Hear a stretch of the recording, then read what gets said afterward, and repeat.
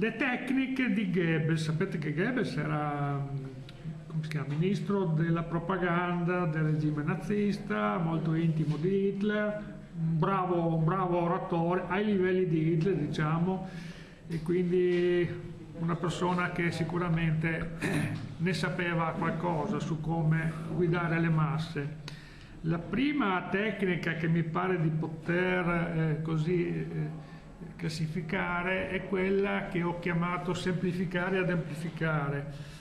Semplificare gli argomenti, renderli molto semplici e poi ovviamente pomparli, ripeterli, enfatizzarli, esagerarli. Questa è una tecnica fondamentale che si usa anche nella stampa sostanzialmente. Si prende un punto semplice che la gente capisca e lo si sviluppa tralasciando il contesto che magari potrebbe far dare significati diversi allo stesso punto. Ecco, quindi la tecnica è quella di, oppure è l'ipnosi, no? Fissa un punto, fissa il dito, insomma, concentrati su qualcosa di piccolo, di definito e resta su quello lì e questo è anche un modo per entrare in trance, la stessa tecnica che si usa anche nell'ipnosi, diciamo, classica, ecco.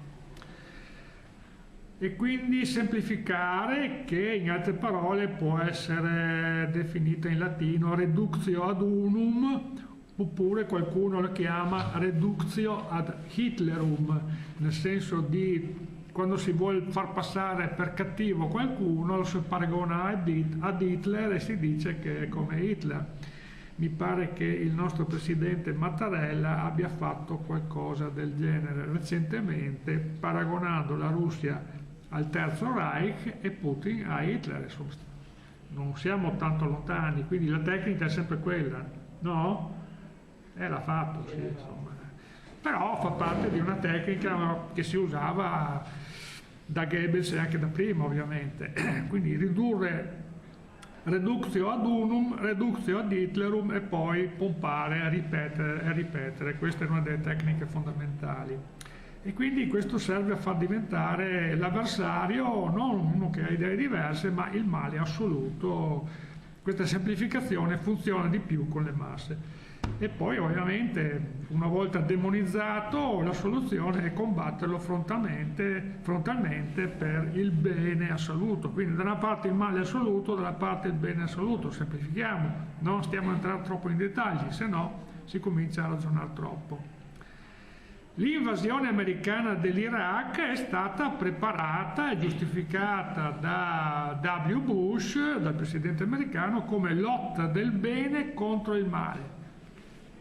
Non è solo tecnica oratoria, perché bisognerebbe anche spiegare, ma non abbiamo tempo, spiegare che tutta la cultura americana, fin dai padri fondatori, è impregnata di questa idea, di questa identità salvifica. L'America come faro del mondo, come città sulla collina che insegna agli altri come si gestisce la libertà, la democrazia, eccetera, eccetera. Quindi è proprio, c'è anche nella Costituzione americana questa idea del noi siamo i profeti del mondo. Per quello hanno sterminato gli indiani,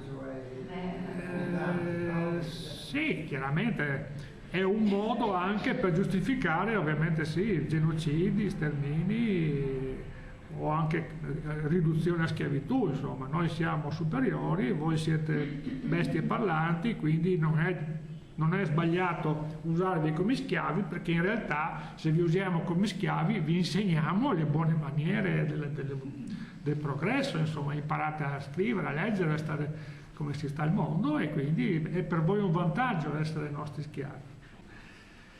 Quindi da una parte spaventare e dall'altra sedurre con una missione grandiosa. Quindi non si tratta solo di andare in Iraq a buttare giù un uomo cattivo per far sì che le donne irachene siano più libere, si tratta di combattere il male, e quindi venite con noi che siamo il bene. Quindi alleandosi con l'America che combatte il male si fa parte del bene, quindi c'è questa anche da una parte il terrore, dall'altra la grandiosità, no? Stai dalla parte del bene, entri in una specie di pre-paradiso partecipando a questa operazione. Quindi adotta il terrore per spaventare e seduce con la vittoria del bene, cioè con la vittoria della democrazia, della pace, della giustizia, della libertà, cioè in pratica il paradiso. Qua è la mentalità escatologica, apocalittica, cristiana tipica, per cui insomma si cerca sempre di definire il male, l'anticristo, quello che sia, e una volta sconfitto avremo il bene, la pace eterna, il paradiso in terra, insomma. È lo schema della religione. Abbiamo visto che è cominciato con Zarathustra, il zoroastrismo cominciava a proporre una visione escatologica, poi è stata ripresa dalla visione ebraico-cristiana ed è tuttora piuttosto evidente, anche se adesso si sta cercando di demolire la religione cristiana, si propone qualcosa di simile, non più chiamandolo il bene, ma chiamandolo la pace, la giustizia, la democrazia, la libertà, eccetera, eccetera. Sono sempre parole, sì, esatto.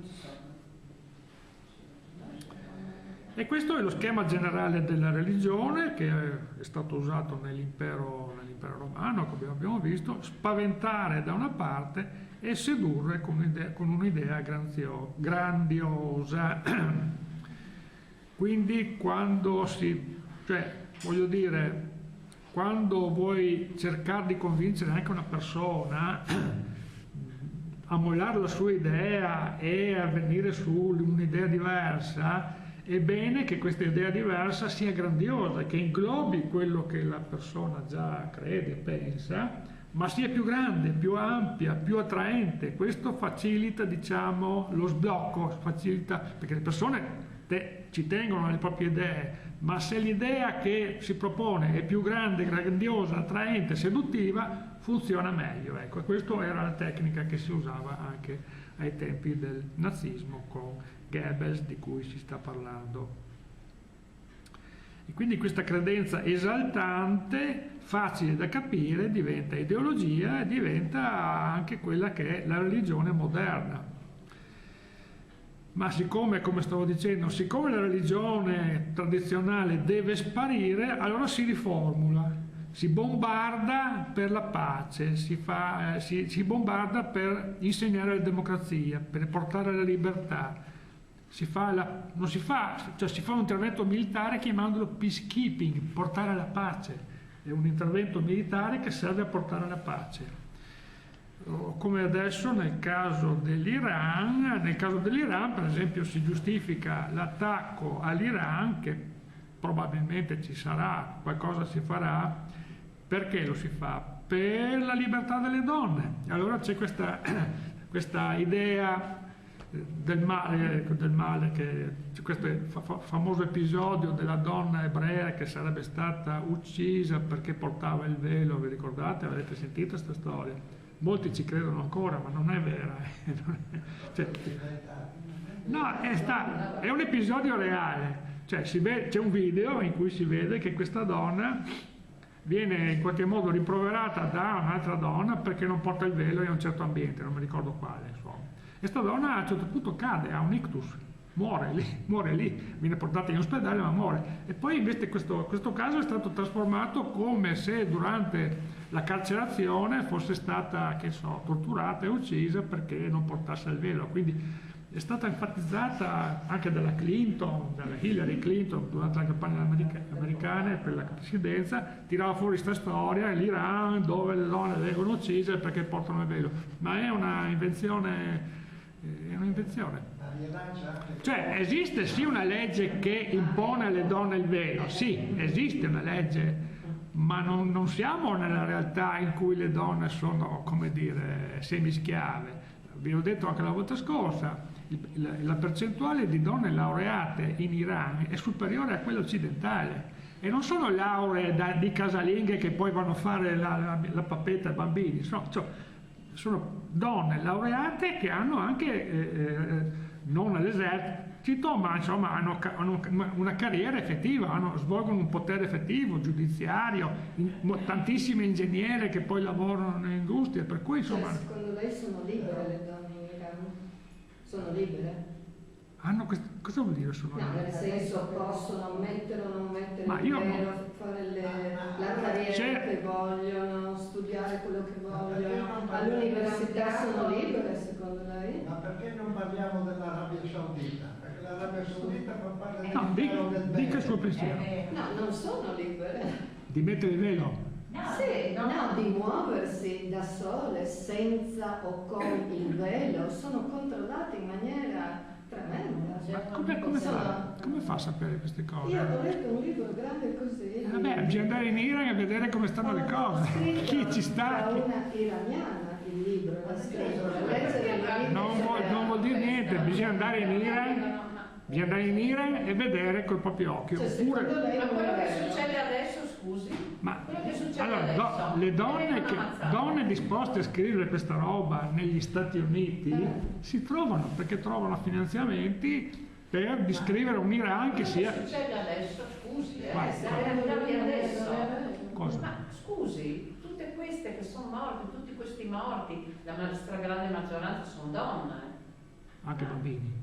Sì, Ne abbiamo parlato la volta scorsa, sì. Ma Quindi sono state uccise da. secondo lei invece non è vero allora? Ma di cosa parliamo? Dei morti delle No, recenti. io parlavo della libertà delle donne.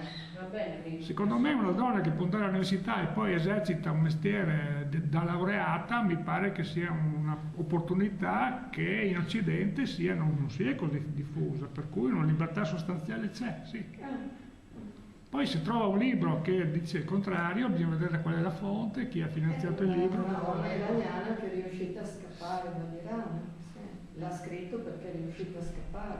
Se fosse stata in Iran non l'avrebbe scritto. E sicuramente sono no. persone che sono scappate in America e lì vengono individuate, ottengono i finanziamenti per scrivere libri che. Perché sono Finti, scappati in America?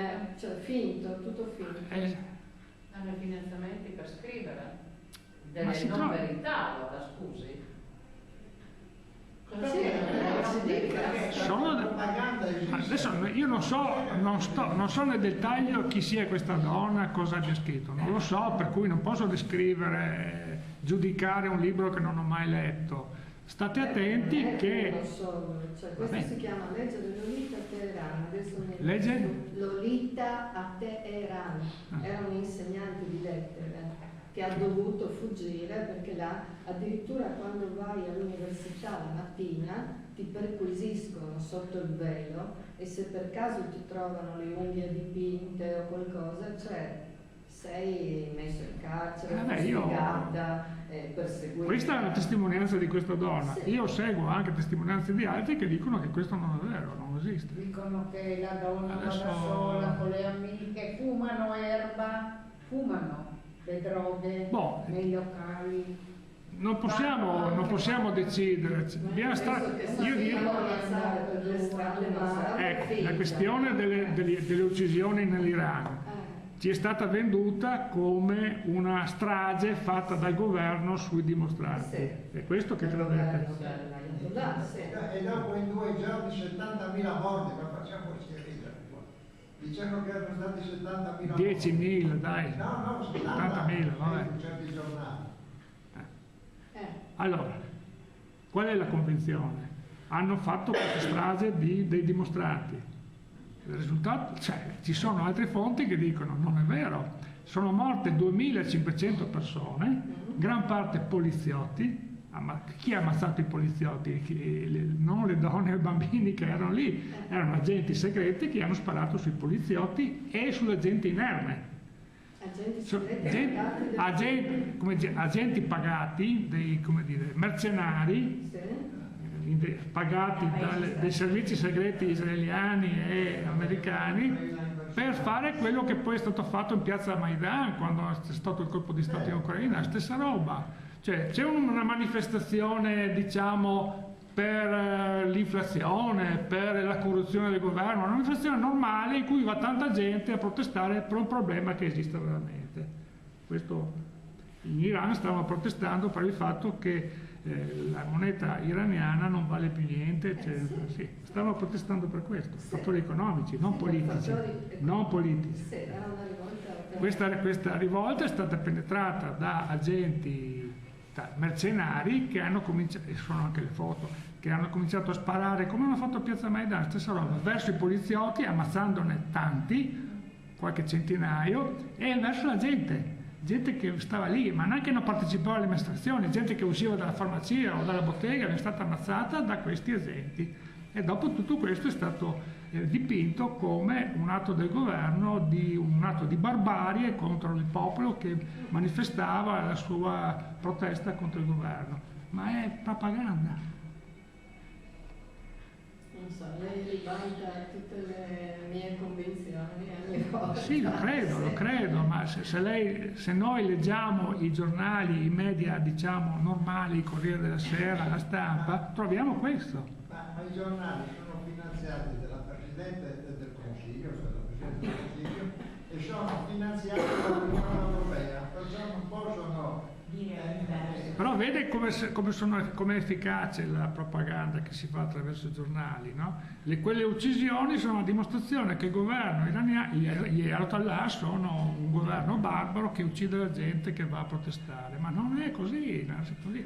La realtà è che queste uccisioni, 2.500, non 10.000, neanche 70.000, perché lo stesso giorno in cui è cominciato il venerdì mattina, 10.000. Sì, 10.000, ma come fai a sapere la fonte, la CNN, non so, la BBC, che quelle che dici che sono... ma sono i servizi che già mandano la BBC... Cioè quelli che mandano i soldati ad ammazzare la gente iraniana hanno già preparate le notizie, 10.000 morti per dire ecco dobbiamo arrivare noi a portare la pace con le bombe. La tecnica è quella lì, funziona molto bene. Comunque è stata ammazzata tanta gente inerme che neanche non partecipava alle manifestazioni. La volta scorsa vi ho anche detto che è successo di peggio che uccidere, non voglio ripetere di quello che è successo, ma so perché fa orrore, ma è stata fatta sta roba qua, insomma, e anche bambini. E questi non sono, sicuramente non è il governo che va a ammazzare bambini, sono i provocatori che fanno queste stragi per aizzare una guerra civile e favorire il cambio di regime. Questa è la strategia che funziona. Noi siamo stati terrorizzati da queste notizie. Appunto, perché quando ci arrivano queste notizie rimane sempre il dubbio che non si sa bene dalle parti. Ma quando? Sì, d'accordo. Ma se la notizia arriva lo stesso giorno e sono 10.000, è impossibile. No, è impossibile. L'Iran ha 80 milioni di abitanti. Come fanno a sapere? Come hanno contato i morti in un giorno? Che neanche l'Iran sapeva quanti. Dopo erano già 30, non lo so. No, fin 70. 70.000. Boh, io sono arrivato a 10.000, ma... Speriamo che non sia vero. È così, qualunque episodio che si voglia strumentalizzare viene amplificato. Semplificare e amplificare. È il governo che uccide il popolo che protesta e poi si amplifica con i numeri. Ma anche parlano la gente che vada in casa. In certe Anche qui? No, qui, ma in certe parti che hanno le rivoluzioni colorate, Sì. no? Che si chiamavano colorate, pagavano anche la gente perché vada in piazza. Sì. I soldi non sono un problema per questo tipo di operazioni di propaganda, insomma. No, ma puoi capire, anche le donne sono state pagate con le ragazze che sono scese, non adesso, un anno fa, le ragazze che protestavano per la loro libertà. Questo che episodio... si sono fatte incarcerare, uccidere. Quante donne sono state uccise? Ragazze iraniane l'anno scorso, 2 anni fa. bisogna vedere se le notizie sono vere. Cioè, sì, ma allora tutto è il contrario di tutto, tutto può essere, se non capito. Noi siamo abituati a fidarci Le ragazze non avranno giocato, non ti fai uccidere perché sei stata prezzolata da qualcuno, no?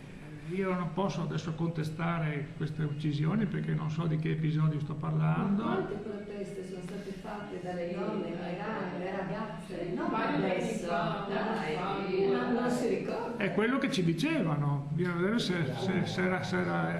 succedeva effettivamente. Lei un po' esagera. Ma non siamo, nessuno di noi è stato lì a vedere. Se non era uno là, come sa? Sa per terza persona, quello può raccontare quello che vuole. Ma erano anche là, ma come giornalisti c'erano. Ma sono anche venduti dai giornalisti, se vogliamo No, andare terra a terra. Tutte le notizie non sono vere. No, sono belle e sono anche false. Va bene. Qua sì. Io capisco le persone che Capisco le persone che si scandalizzano, che dicono ma allora non crediamo più a niente, che è tutto falso, come può essere che sia tutto falso? È dura, capisco le vostre posizioni, non insisto, non sto a dire, cioè io di fronte a questo atteggiamento...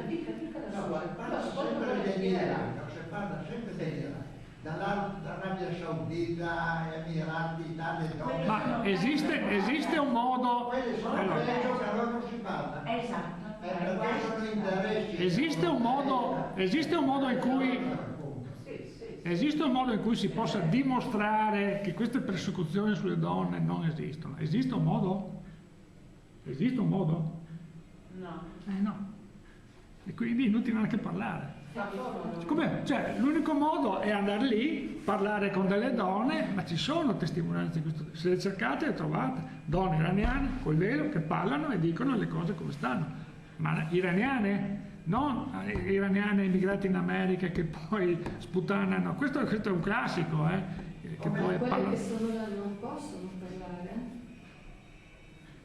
Non c'è libertà, non possono parlare. Se no cosa gli succede? cosa succede?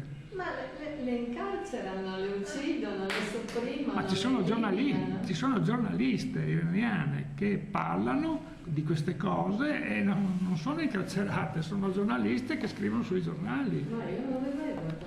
Anche Cecilia Sala, Eh? è stata incarcerata e... Sì, ma questi casi sono portati... Lei è una balla. Sono casi... non posso dimostrare che è una balla. Su altri casi, parliamo di altri casi, allora vi dimostro che è una balla. Se cominciamo a parlare del Covid, siccome sono medico, posso dimostrare scientificamente quello che penso. Su queste robe qua non sono un giornalista, non sono mai stato in Iran, non sono mai stato neanche in Germania, figuriamoci se posso convincervi di queste cose qua. Scusi, dottore, cosa la pensa sul Covid? Cosa pensa? Che tutti volevamo ma fare lasciate qua davanti il suo programma, dai, se no qua non ne andiamo fuori. Abbiamo visto in azione la stessa tecnica durante la gestione mondiale dell'infezione parainfluenzale da coronavirus. L'ho messo, ma lì posso parlare perché sono un medico, insomma, è il mio terreno. Nel campo di queste testimonianze in Iran bisognerebbe essere un giornalista che è stato lì e che ha visto e che ho parlato qua, sono stato per le strade. Sì, io ho sentito i video seguo un iraniano che tiene delle conversazioni con personaggi di tutto il mondo, un ingegnere, ne ho parlato la volta scorsa, e questa è una testimonianza di cui mi fido. È un iraniano, un ingegnere che insegna all'università e dice quello che ha visto, racconta quello che ha visto per le strade a Teheran durante questi scontri. Era sconvolto. Ma era sconvolto della facilità con cui si può entrare in un paese e provocare questo tipo di situazioni. Cioè lui non è stato sconvolto dalle uccisioni che ha visto per strada, certo, questo lo ha sconvolto, ma lui è sconvolto da come la sua gente iraniana, guardava la TV e credeva quello che diceva la TV che era tutto falso. E questo lo sconvolgeva, lo preoccupava. Questo lo preoccupava. Come fa la gente che vive in Iran, a Teheran,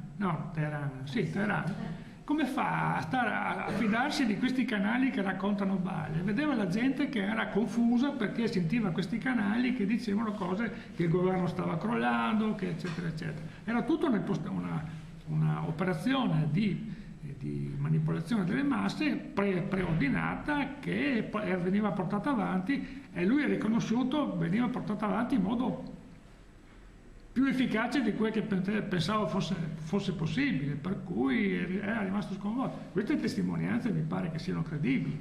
È un iraniano, non è che sia... Per me era credibile anche il libro che ho letto di una iraniana, perché no? Sì, lei crede a una o così, io credo a una, cioè perché no? Perché d'accordo, dovrebbe credere di più a uno e non all'altro? In base a cosa? Come facciamo a sapere? Nessuno. Dovremmo andare in giro per tutto il mondo a No, dovremmo... È impossibile. So, appunto, quale potrebbe essere il modo per convincerci che qualcuno ha torto e l'altro ha ragione? Bisognerebbe essere in Iran e andare per le strade, parlare con la gente e sentire come sono trattate le Ma donne qua. neanche lì trovi la verità, e anche così trovi la vera verità. La verità non è facile da stabilire. Vedi il caso... Quindi non c'è modo. Non c'è modo. Non c'è modo. Ma io credo che non ci sia modo. Cioè, io credo che questa discussione che stiamo avendo ci fa soffrire, ma non c'è modo. Non c'è modo di cambiare. Cioè, più io, come dire, cerco di contrastare la sua più lei si aggrappa alla sua convinzione. No? Questo è stato studiato dalla psicologia, è il mio campo, lo so, per cui non è questo il modo per farle cambiare idea o farvi cambiare idea su queste cose. Ci voglia un altro. Bisogna semplificare e amplificare. No, ma allora si fa la contropropaganda. No. Ci vuole anche un po' di apertura. No, bisogna. Allora, io in questo modo vi metto delle bombe di profondità che non esplodono, non fanno niente, però un po' di confusione la fanno. Un po' di dubbio, sì. Non posso dimostrare. Ma un po' di dubbio lo lascio, per cui magari quando sarete più pronti ad accogliere le notizie che ci sono, sono tante, sono troppe, e allora forse questo dubbio potrebbe allargarsi, ma dipende da voi, non dipende da me. Io questo passaggio l'ho fatto tanti anni fa e una volta che lo si fa non si torna indietro, perché se si vede la realtà com'è non si può tornare indietro, però comprendo e rispetto la posizione di tutti quelli che... Ora, se vogliamo entrare sulla questione Covid, non lo faremo perché si alza un polverone, ma almeno lì, come dire, so quel che dico, so quel che dico. Se volete. Io vi ho detto che su questo argomento è meglio non parlare perché è divisivo, perché fa star male. È che tutto è divisivo, tutto. No, questo perché è recente, è appena successo, insomma. Questo ha spaccato famiglie, come dire, ha creato amici che non si parlano più, cioè è divisivo ma in maniera piuttosto pesante, per cui, come vi ho detto, questo argomento, se volete ne parliamo, prepariamo delle domande e posso darvi delle risposte, ma il Covid è stato, come dire, un esempio da manuale di come si fanno. Sì. Non c'è dubbio su questo? No, io non parlo. Meglio. Allora, non so, è una cosa veramente... Lo scopo? Allora, ecco, mi interessa solo quello. Lo scopo qual è stato? Di destabilizzare tutto il mondo?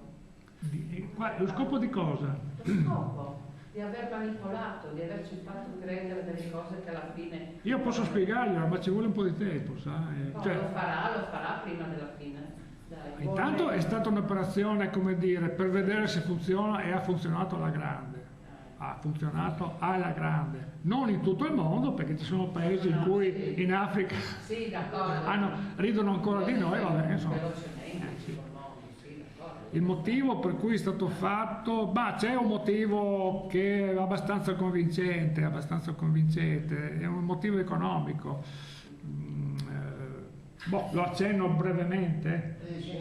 Allora, comunque lo schema come dire, questa manipolazione di massa attraverso il terrore di un virus che uccide era stato preparato, era già stato attivato altre volte. Se voi pensate ai virus H1N1, ci sono state delle pandemie precedenti che assomigliavano, ma non si sono scatenate fino a questo punto. Erano dei preparativi, insomma, virus preparati in laboratorio, liberati, che poi vengono usati per il controllo di massa, ma anche per, come dire, prego.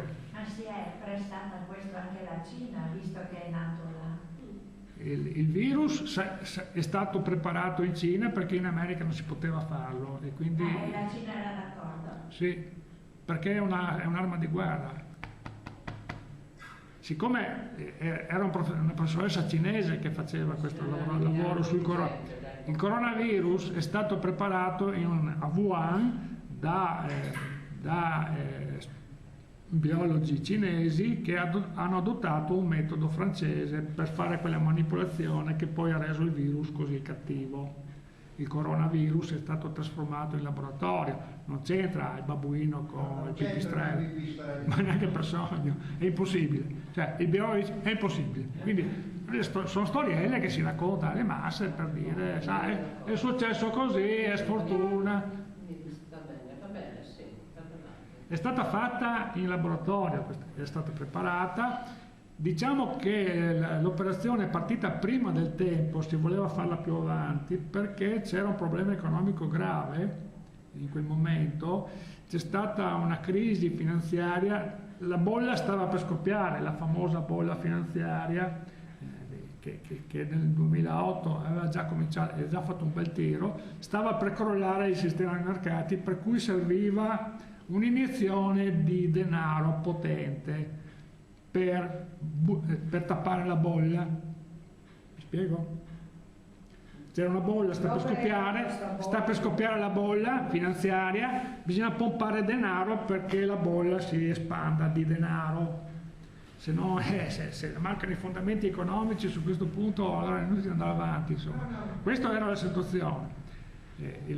L'epidemia ha permesso di fare questa operazione di salvataggio del sistema finanziario mondiale pompando denaro nelle banche. Bisognava pompare denaro, stampare denaro per riempire la bolla, ma senza che venisse usato dalla gente, perché sennò questo crea inflazione. Bisognava creare denaro per tappare i buchi delle banche che stavano crollando. Mi spiego su questo? Ci siamo? Ci siamo? Allora, e questo è stato fatto. Durante l'anno, un anno e mezzo di Covid, è stato pompato una quantità enorme di denaro dalla BCE, dalle banche centrali, nelle banche, senza che arrivasse all'economia, perché se arrivava all'economia creava inflazione ed era un disastro. Quindi è stato chiuso l'economia, sono rimaste aperte poche fabbriche, l'economia è stata congelata a causa del coronavirus, l'economia è stata congelata, eravamo tutti fermi in casa mentre si pompava denaro. Un elemento che dimostra questa cosa è come mai l'economia è bloccata, nessuno va a lavorare e le azioni in borsa crescono. Come crescono? Su quella volta sì, crescono. Nel periodo del sì. Ma no, andava malissimo. Aspetta, lei si informi, Ho visto nel mio piccolo esempio, cioè ma l'economia locale, possedevamo noi i titoli, erano tutti. ma i titoli dei pesci piccoli possono aver perso, ma non quei titoli grandi, signora. No. Le borse andavano a meraviglia durante il Covid e non si capisce come mai l'economia è ferma e le borse vanno su. È successo questo. Per dimostrare che era un'operazione finanziaria necessaria, cioè io dico, abbiamo fatto sto casino per un'operazione finanziaria necessaria, perché se no il mio conto in banca, non solo le azioni, ma tutto andava giù, per cui ho detto, vabbè, capisco, però insomma è stata Ma da dove arrivavano questi soldi pompati nelle banche? Dalle banche centrali. Le banche centrali stampano. Sì, ma perché abbiamo dovuto bloccare il mondo con il Covid? Perché il mondo occidentale, E i soldi da dove sono arrivati? Dalle banche. Lei non ha forse idea di come funziona il sistema monetario. no. Non ho capito il nesso Covid-banche. Il Covid è stata una scusa per far bloccare l'economia e pompare denaro nelle bolle finanziarie delle banche affinché non scoppiassero. Ed è stato fatto. Da dove arrivava questo denaro? Voi, ecco, da dove deriva il denaro? Non c'è il denaro, lo si stampa, ma l'economia...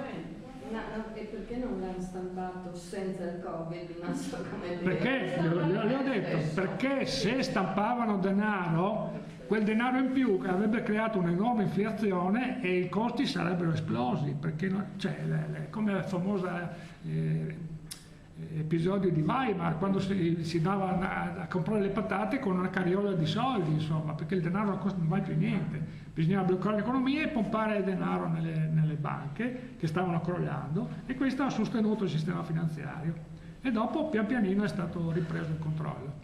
Sì, ma comunque i morti ci sono stati e tanti. Ma sì. Quello Il prezzo da pagare. Sì, l'hanno provocato, l'hanno fatto apposta, l'hanno provocato. Comunque il Covid c'era, esisteva. Sicuro che secondo esisteva. lei come medico. Sì. Lei adesso ci ha detto il perché è stato fatto. La domanda era perché è stato fatto, me l'ha fatta lei, no? E io vi ho dato un motivo, diciamo, finanziario, non è l'unico. Era grosso però, era grosso, perché se crolla il sistema finanziario è una brutta roba. Brutta roba, i soldi in banca non valgono più niente, quindi si può anche capire. Sì. E poi è stato un grande affare. Le big pharma e le case multinazionali hanno fatto tanti soldi.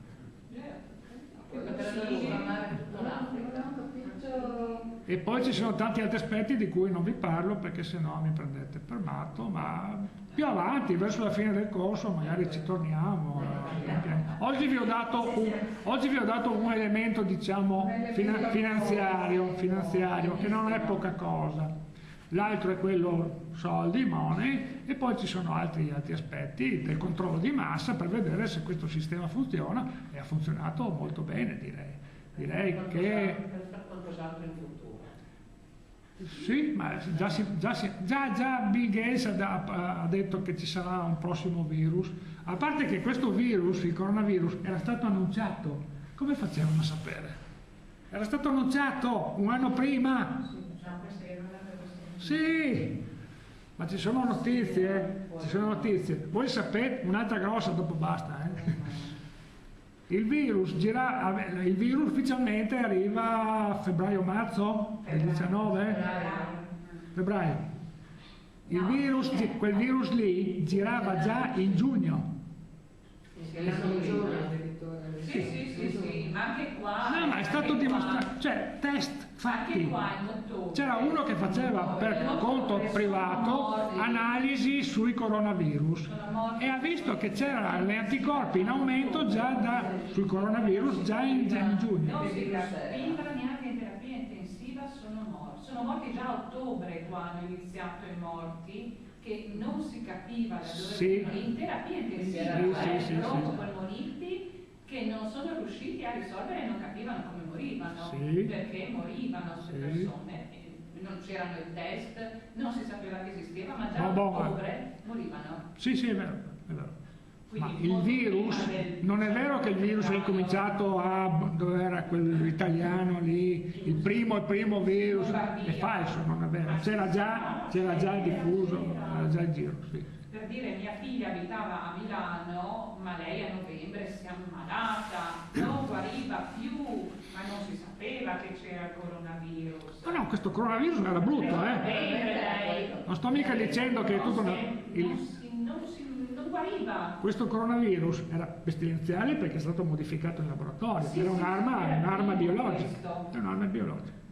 Di cui avevano gli anticorpi già pronti, perché non è vero che li hanno studiati lì e dopo li hanno fatti, erano quasi pronti, poi li hanno fatti. Sì. Perché avevano fatto vedere di una dottoressa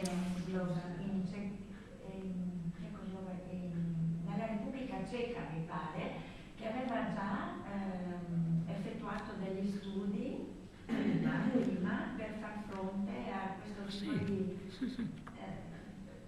Il test era già pronto. Cioè non si manda fuori un virus modificato ingegneristicamente senza avere l'antidoto già pronto, senza sapere la sequenza. Sapevano subito la sequenza cruciale, quella dei test, la sapevano subito. Come hanno fatto? Che era appena cominciato. Chiusa parentesi.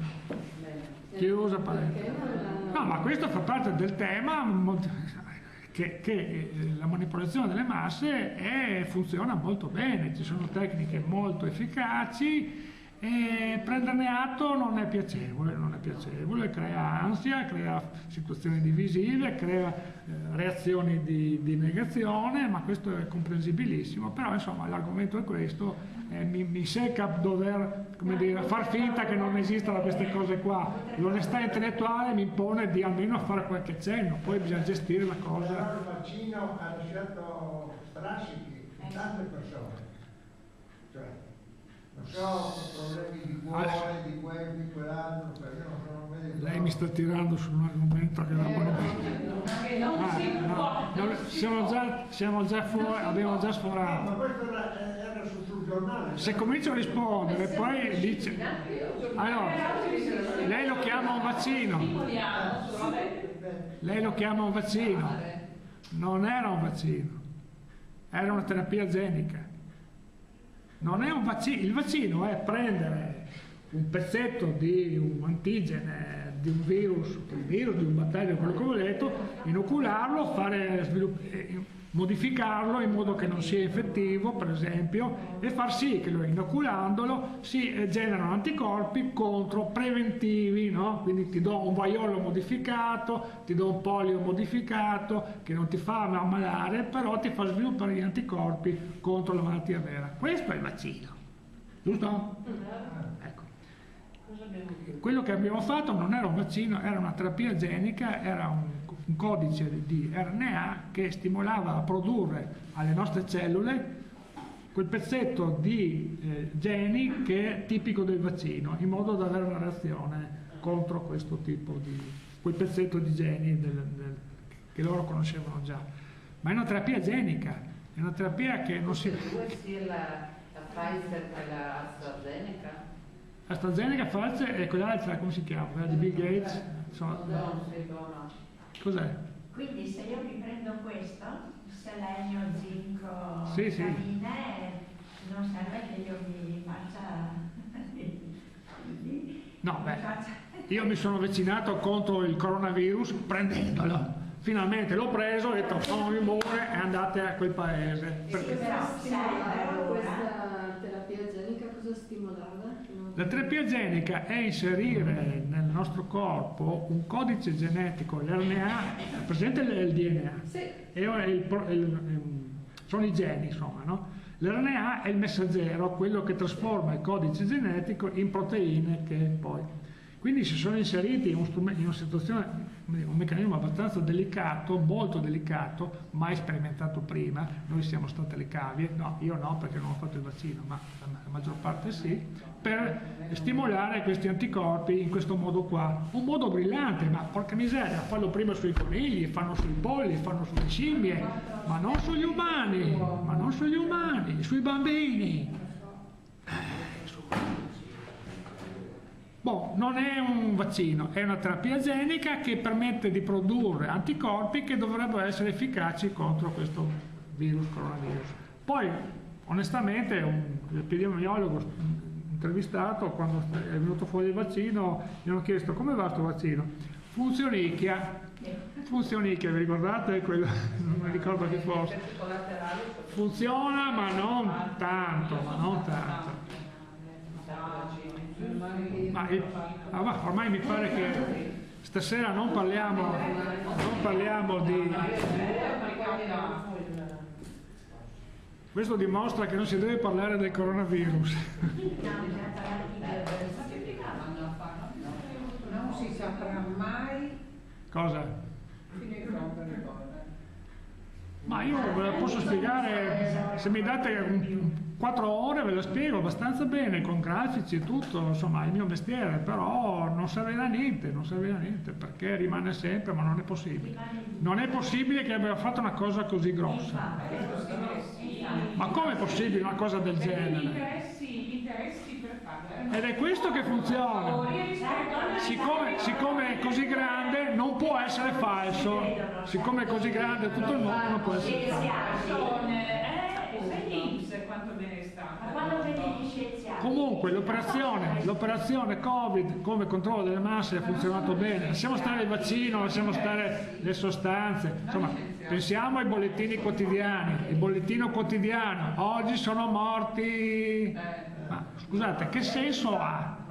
Ma porca miseria, c'è una situazione pericolosa, come si fa ogni giorno a spaventare la gente e dire oggi sono morti tot, oggi sono infettati tot, e guariti quanti?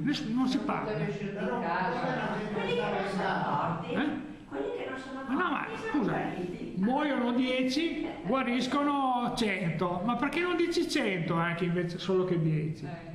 Perché ripetere continuamente sono morti, sono morti? Ma è un reato, è un procurato allarme. Procurato allarme è un reato, procurato allarme sociale è un reato. E l'hanno fatto. E nessuno ha battuto becco su questo. Hanno creato un allarme sociale pompando con le immagini, con questi quotidiani. Poi a un certo punto basta, finito. Non si parla più, si parla di calcio, si parla di Sanremo. Il virus, c'è ancora il virus, gira ancora, lo stesso, gira ancora. Perché non se ne parla più? È finita la campagna. Perché hanno prodotto il risultato voluto, hanno tenuto il risultato voluto. Hanno sostituito, adesso non mi ricordo cosa, hanno sostituito questo spauracchio con un altro che adesso non mi ricordo. La guerra. Sì, la guerra. La guerra di qua e di là, adesso... La guerra, certo. La guerra oppure la bolla finanziaria che esplode, insomma, c'è sempre una minaccia che deve... Sì, la guerra nucleare, la guerra nucleare. Ne stiamo buoni e sopportiamo Boh, direi che questa lezione è fallita miseramente. Dal suo punto di vista del Goebbels, Prego? dal punto di vista del Ancora 5 minuti. Parlare di Goebbels è facile perché è già passato, sono passate un po' di tempo, ma quello che ci tocca da vicino scotta, fa male, per cui... E anche io sento, come dire, una certa rabbia che mi spinge magari ad andare oltre quello che dovrei prudentemente dire, e questo rende difficile usare questi argomenti così vicini.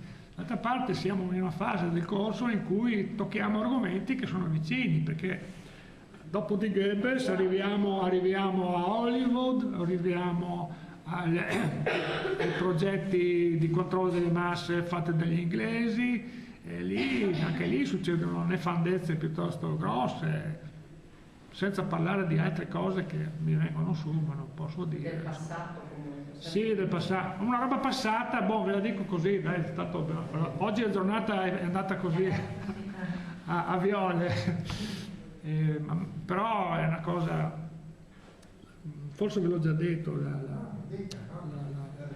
l'epidemia spagnola. Alla fine della guerra c'è questa epidemia spagnola, di influenza spagnola, che ha ammazzato tanta gente, ma tanta gente, credo più del Covid, più del Covid, e gente, insomma, soldati di caserma, come dire, gente giovane e vaccinata. Come vaccinata? All'epoca non c'era... Sì.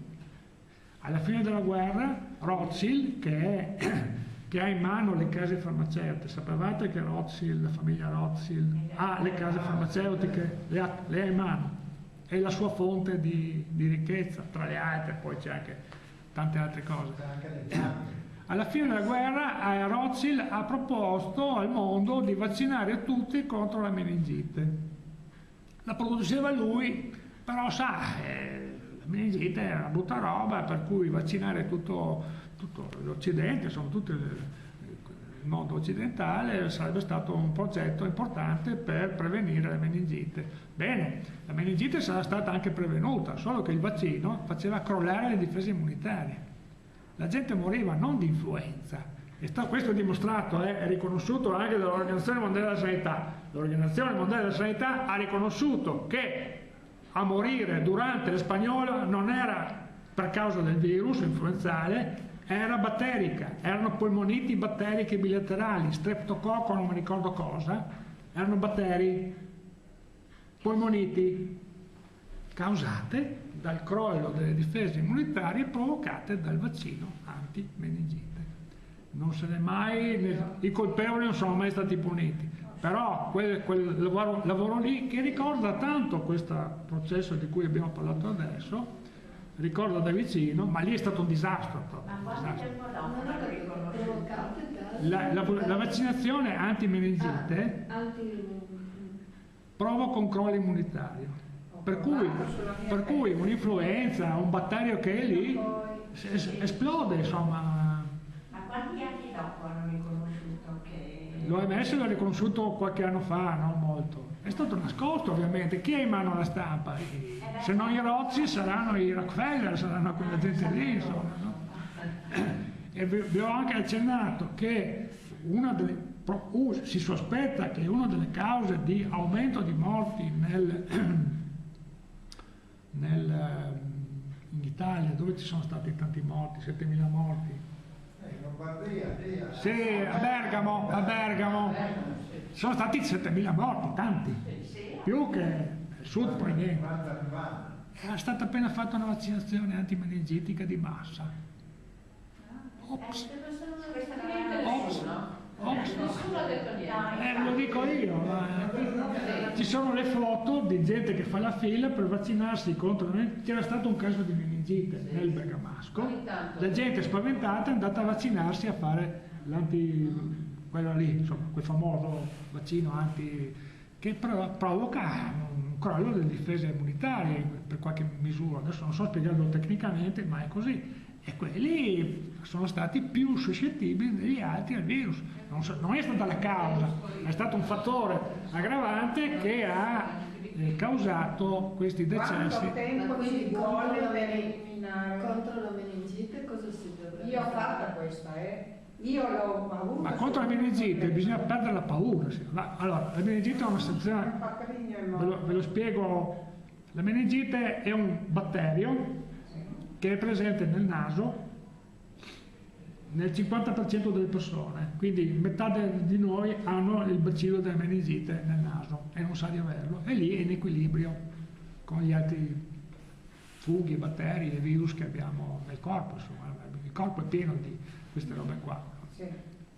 Per qualche circostanza, se una persona defedata per malattie altre, tumori, vecchiaia, insomma, c'è un defedamento, un crollo del sistema immunitario, la meningite tra gli altri si sviluppa. Questo batterio che si sviluppa è più cattivo dei normali che ci sono nel naso, ospiti, diciamo, e crea un'epidemia, per cui quel virus più cattivo facilita l'ammalarsi di meningite e si crea un'epidemia locale, per cui il vaccino può avere il suo senso, dico io. Solo bisogna stare attenti, se si fa il vaccino contro la meningite, per un mese insomma cerca di stare lontano da fonti, perché funzionerà contro la meningite, ma non è detto che quel crollo del sistema immunitario possa favorire lo sviluppo di altre bestie o anche tumori. Vabbè. Ma stare tranquilli, dopo recuperato l'equilibrio poi si supera, insomma, cioè ci sono rischi e pericoli, come tutte le cose. Tachicardia io. Ho fatto io quella vaccino, il medico... ma tachicardia non è causato dal vaccino. Mamma mia, che problema. Quello che si sa del vaccino e anche del vaccino a RNA è che provoca un crollo del sistema immunitario che non fa certamente bene.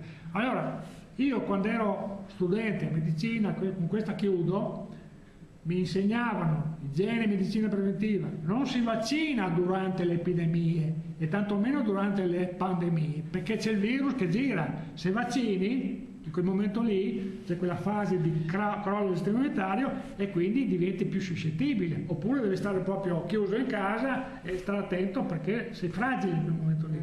Non si vaccina per questi e altri motivi e invece non si è fatto come unica soluzione. Mentre in realtà si poteva fare cortisoni, antibiotici come si è sempre fatto. I medici perché consigliano? Cosa? Il medico perché consiglia di fare? Perché è un protocollo, è obbligato. È obbligato. Ormai il medico non può più scegliere. Qualunque roba, c'è un protocollo che dice hai un callo, devi fare questo e questo, se non lo fai rischi di andare in tribunale. Sì, Io ho prescritto un farmaco ma non c'è previsto che sia previsto. Rischio. Lavorate per lo Stato? Il medico lavora per lo Stato. Boh, scusate questa perdita di controllo, però insomma dovevamo farlo. Spero che la prossima volta riprenderemo il discorso finiamo Goebbels e poi cominciamo con Edison e diciamo l'architettura del controllo di massa messo in opera in America da